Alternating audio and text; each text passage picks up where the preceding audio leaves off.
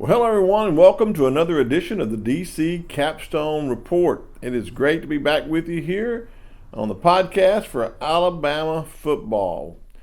Just awesome to be back so that you can hear our review of the South Florida game and look forward to the upcoming preview of the Wisconsin game. But before we get started, I want to thank all of you for our listeners of tuning in. Thousands of people viewed our podcast last week, and we were able to make an exciting news announcement in the middle of the week. Lance Shores, my producer that does all the work in the studio, did a great job of working with Spotify to get us on Spotify podcast. So you can check us out on Spotify. So you can always check us out at dccapstonereport.com. There on our website, Lance has a button that you can push to listen to us on Spotify. So if you want to find out how to get a copy of our podcast to listen to, you can do that through our website, dccapstonereport.com. And you can listen to us on Spotify. So tell all your friends that want to listen to us, let us know that we do have available on Spotify now. So we're also on Facebook at DC Capstone Report Facebook page. You can always follow us there. We'd love to have you follow us so that we can get our podcast out there to more people. So the more followers we have, of course, the more people can listen to us. But Lance does a great job. He did a great job this week in producing the podcast, and I want to always thank our sponsors, freelancepictures.com and rolltidebama.com. Those are Lance's other sites. He'd love to have you all go on his sites. If you haven't already checked us out this morning, I was able to reshare some of the pictures that he took at the game. We were at the game and got to see Lance. He was out there at the Elephant Stomp taking pictures before the game. Then he got pictures during the game and some neat pictures of the halftime celebration for the Saban Field that was done. So check out those sites to get some wonderful, wonderful photographs of the game against South Florida. I also want to thank our other sponsor, Kennan Cottingham. Couldn't do this without our sponsors helping us out. So Kennan Cottingham Realtor right here in Tuscaloosa with the Williams Group at Keller Williams for all your real estate needs. You can check all of her website. We've got a link to her website right there on dccapstonereport.com. You can click on the link to Kennan Cottingham and you can see all the inventory that she has available here throughout the state of Alabama for you. So if you're in need to sell a place or buy a place, Kennan Cottingham is the realtor for you. Check her out at 205-887-4008. Or you can check her website out there on our site, the link to Kennan Cottingham Realtor, the Williams Group at Keller Williams. Well, today on the podcast, in the first segment, we're going to take a look at the review of the South Florida game. Our second segment, we're going to talk about our players of the game. In our third and final segment, we're going to preview the upcoming game against the Wisconsin Badgers. You're listening to the DC Capstone Report. The DC Capstone Report is featured each Tuesday morning on the Martin Houston Show at Tide 100.9. You can listen live at Tide100.9.com.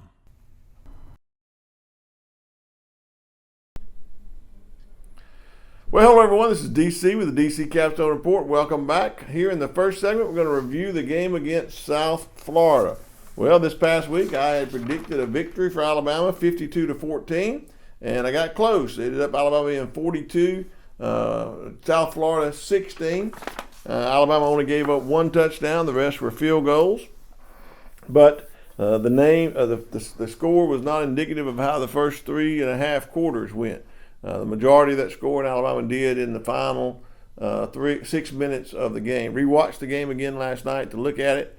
So my observations are this. I think we had some bad penalties. Now, I think there was also bad officiating. I know everybody always screams about the officiating being bad, but I do think there was some bad officiating in this game.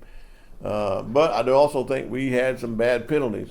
After hearing coaches speak already today at their press conferences, it's clear that after they reviewed the film, we were out of position with our feet and our hands on certain plays that caused us to have these penalties called for holding.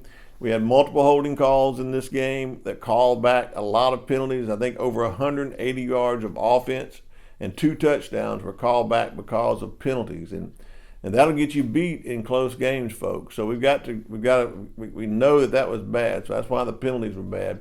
And I think the offensive line didn't have any consistency in it, and up until the last 6 minutes of the game. And so, I knew ahead of the game that there were going to be some changes in the offensive line just because of what I heard coming out of practice. Elijah Pritchett has been dinged up and injured. He didn't get to practice until Wednesday, so he wasn't really ready to go. But the left tackle position, Caden Proctor was already injured. He wasn't ready to go. He was a game time decision. He wasn't ready to go. He had dressed out, but then during warm-ups, it was found that he wasn't ready to go, so he did not dress for the game. And that left the ones that had played together the most was Tyler Booker, who is a great guard, sliding out to left tackle spot and bringing Gino Vandermark in at the left guard spot. So I think that was an inconsistent line. They hadn't played together much, and it showed in the very first half. It showed in penalties. It showed in looked like we were out of sync. Communication, all that showed. It wasn't until the final 6 minutes of the fourth quarter that the line seemed to gel, have everything in good spots to update our running game. So I think the bad part of the game was the bad penalties and the offensive line's inconsistent play. But I think there was also some good on offense. Jalen Milroe did a good job on a long run where he hit the hole with his legs. He was called back by a penalty, but he did a good job reading that play. They did a good job calling plays for him to use his legs and throw it on the run. He had some great passes on the run. He missed a couple of passes where he had opportunities to check down instead of throwing them away, but those are all learning experiences. I think Jalen Miller overall had a good play on the offensive side of the ball. And then in the last 6 minutes of the game, our running game really hit on all cylinders with Jam Miller and Justice Haynes doing a good job. So that was good on offensive. On the defensive side of the ball, we had some things that were bad. I think one of the bad things was we allowed the thing happened that I said shouldn't happen or couldn't happen. That is, let the quarterback use his legs to get some yardage, and I think he was the leading rusher. So that was not a good thing that we did let him use his legs. And we did give up some points in this game, 16 points. The good side of that is those 16 points, only one touchdown was given up. I think that was disappointing. That touchdown really misplayed. And I think that was consistent with what Coach Womack said in his press conference today. I observed the same thing. The other was great. We held up in the red zone, played well, held them to 3 field goals. So I think that was good. One of the amazing stats that came out of this game, and I don't know if you realize how great our defense was, because it seems like we didn't play well. But one of the great stats that came out of this game was that there were only 2 of 20 on third down or fourth down conversions. There were 0-2 on fourth down conversions and 2 of 18 on third down conversions. So they only completed 2 of the conversions on third or fourth down out of 20. That's 10% conversion rate. So our defense held them to a 10% conversion rate. To put that in perspective, a good one defense sometimes has a 25, 27% to 30% conversion rate on third and fourth down. So this was amazing the way our defense played. I think they did a good job on defense. So if you review this game and you really look at what happened, it was close for probably a while, but it wouldn't have been absent the penalties. I think we'd have pulled away there, especially that long run that Jalen Milroe made. If that had held up without the penalty, we would have pulled away. I think we would have seen just a blowout at that point. But, I heard Coach Womack say the same thing that I said while I was at the game. Sometimes it is better to learn from success than to learn from a failure. And what I mean by that is there's a lot of teams that failed on Saturday, failed to win the game. Alabama did win the game and gets to learn from a success point of view from their mistakes. And so I really believe it was better for us to have a test in this game. And South Florida was no pushover, folks. They had good key players. Their coach was good. They were very passionate. Their fans were passionate. And I think it's better for us to learn from this game at home than to go on the road next week for our first test at Wisconsin and have these mistakes happen there. Because we were exposed in some areas of inconsistencies and mistakes, we can correct those leading into the game next week against Wisconsin. So overall, I think we can use this as a learning experience and really help us instead of making these mistakes on the road for our first road game next week. So I really believe if we look back on this game, this is going to be a big help for Alabama down the road. Well, welcome back to the DC Capstone Report. Here on the second segment, we're going to look at the players of the game. So In the players of the game, I have 2 players of the game on offense, 2 players of the game on defense this week. And there is a pattern for these 4 players, and that is that in this game they played with power and passion. I think each one of these players did just that, played with power and passion. On offense, let's look at first my offensive players of the game. And at first, it should be no shock to you that it was Jam Miller is my first offensive player of the game. Jamarian Miller, we call him Jam Miller, 15 carries, 140 yards, and 1 touchdown. Had a 9.3 yard average. He just did an excellent job. Had an excellent burst, excellent power, excellent cutback, excellent eyes downfield on his long run. So, and when he got in the end zone, he was so passionate. Coach DeBoer said that he was not an outspoken guy, but he was a leader with his passion, and you could see that when he got into the end zone. So Jam Miller is one of my offensive players of the game, and he really played with power and passion. The other is Kobe Prentice. If you watch Kobe Prentice, he's a wide receiver that sometimes doesn't get the start, but he plays well. He was 2 of 34 yards for a touchdown, but he had 1 call back as well. And I really think that when you saw him play, the plays that he made, you could tell him he played with power and passion and did a good job. So I really think Kobe Prentice is a good leader on this team, especially for those young wide receivers that are coming along. And I think he's going to be a big asset to this team down the road. So my players of the game on offense are Jam Miller and Kobe Prentice. Let's go over to the defensive side of the ball. Look at the 2 players I think played with power and passion on this side of the ball. First has to be Tim Kennan. Everybody after this game was talking about Tim Kennan and his play. He had 9 or 10 total tackles in this game, counting his tackles and assists, and 1.5 sacks. It was like that they couldn't move him off the line. When he was in there playing on that line, they couldn't get a push. He was in the backfield. He was holding up the center, holding up the guard, until the run came to him, and then making a tackle with 1 arm. He was putting pressure on the quarterback, pushing that pocket, making the quarterback run to the outside. Well, and so it was not ever Tim Kennan's fault on the quarterback runs. He was always in position, and when we broke contain outside is where the quarterback made his runs. But I just think Tim Kennan did a great job in this game. He is going to be a big asset, I believe, to stop that running game of Wisconsin coming up this Saturday. So Tim Kennan is one of my defensive players of the game that played with power and passion. The second, and I know some of you naysayers out there are going to say, why in the world would you pick him? Well, it is a reserve linebacker by the name of Justin Jefferson. Is my player of the game, and I know one of the reasons the naysayers say that, the obvious reason is that he got kicked out of this game for what was called a targeting penalty. Well, let me first talk about his play. He had 10 total tackles in the game, 8 solo tackles, 2 assists, and 1 sack in this game. But the way he made his tackles in this game were so spot on. He stopped a wide receiver from getting a first down.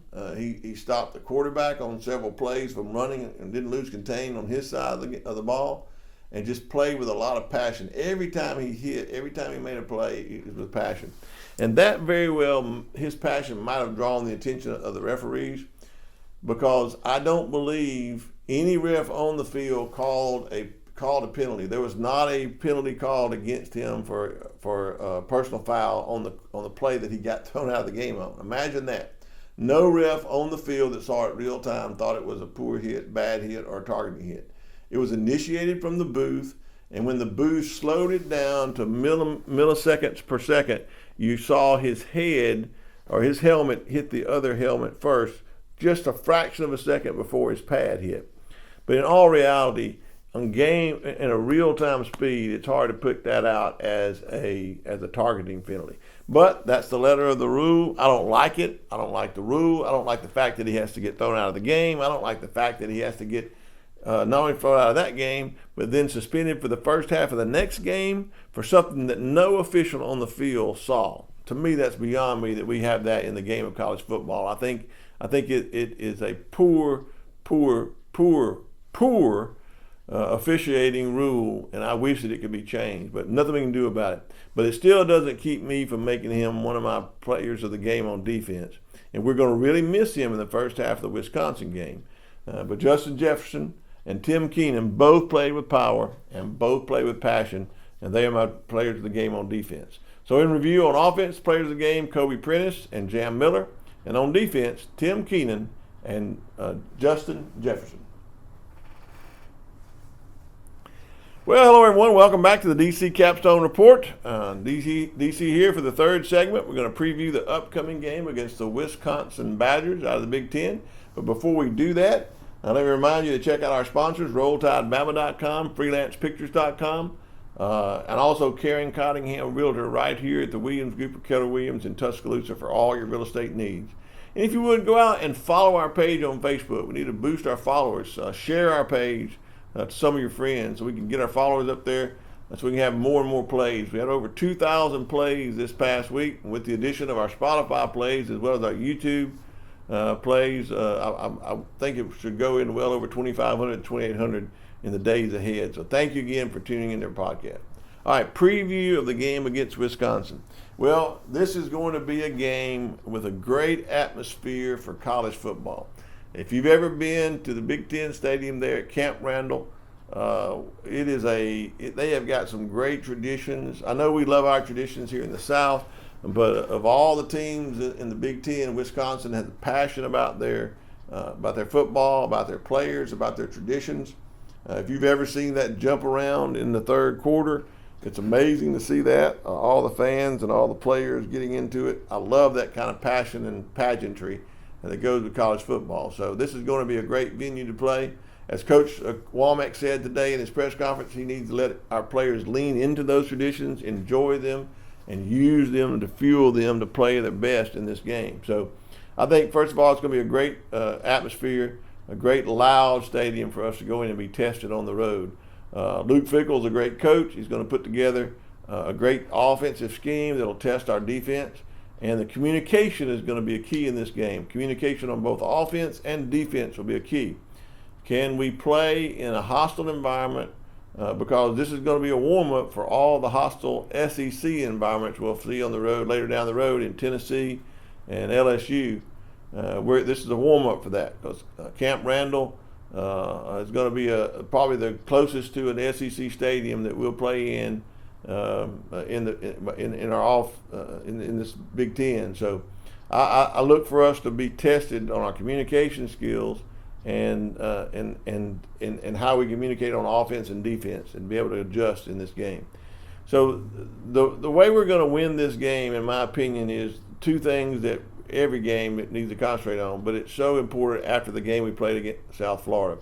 And that is we got to limit our penalties and we got to limit our turnovers when we're on offense.